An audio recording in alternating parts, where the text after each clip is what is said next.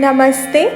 श्रीमद् भगवद गीता के पहले 4 अध्यायों को सफलतापूर्वक सीखने के बाद मैं 5वें अध्याय की चैंटिंग सीखने के लिए आपका स्वागत करती हूँ। मैं हर श्लोक को 2 बार कहूँगी, दूसरी बार आप मेरे साथ बोल सकते हैं। After having successfully learned the first 4 chapters, I welcome you for learning to chant the 5th chapter of Srimad Bhagavad Gita. I will chant each verse twice. You may please chant along with me the second time. Kama krodha viyuktanam yatinayata chetasam abhito brahma nirvanam vartate viditatmanam. कामक्रोधवियुक्तानां यतीनायतचेतसाम् अभितो ब्रह्मनिर्वाणं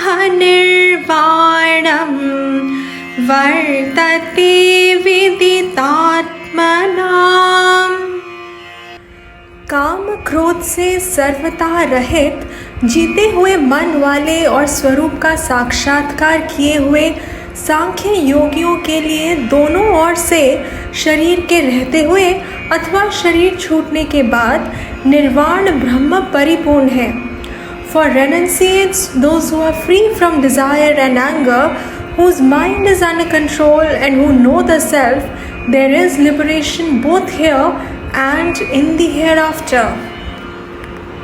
Sparshan kritva bahirbayan chakshuschaivantare bhruvoho pranapanau samau kritva nasabhyantaracharinau यतेन्द्रियमनोबुद्धिः मुनिर्मोक्षपरायणः विगतेच्छाभयक्रोधः यः सदा मुक्त एव सः। स्पर्शान् कृत्वा बहिर्बाह्यान् चक्षुश्चैवान्तरे भ्रुवोः प्राणापानौ समौ कृत्वा नासाभ्यन्तरचारिणौ यतेन्द्रियमनोबुद्धिः मुनिर्मोक्षपरायणः विगतेच्छाभयक्रोधः यः सदा मुक्त एव सः। अर्थात बाह्य पदार्थों को बाहर ही छोड़कर और नेत्रों की दृष्टि को भवों के बीच में स्थित करके तथा नासिका में विचरण करने वाले प्राण और अपान वायु को सम करके, जिसकी इंद्रियां, मन और बुद्धि अपने वश में है, जो मोक्ष परायण है तथा जो इच्छा, भय और क्रोध से सर्वदा रहित है, वह मुनि सदा मुक्त ही है। Shutting out the external objects and keeping the eyes between the 2 eyebrows closed, keeping the movement of the exhalation and inhalation in the nostrils equal and rhythmic, the contemplative person who has mastered his or her organs of action, senses, mind and intellect, for whom moksha is the ultimate end, who is free from desire, fear and anger, that person is always liberated indeed. भोक्तारयज्ञतपसां सर्वलोकमहेश्वरं सुहृदं सर्वभूतानां ज्ञात्वा मां शान्तिमृच्छति।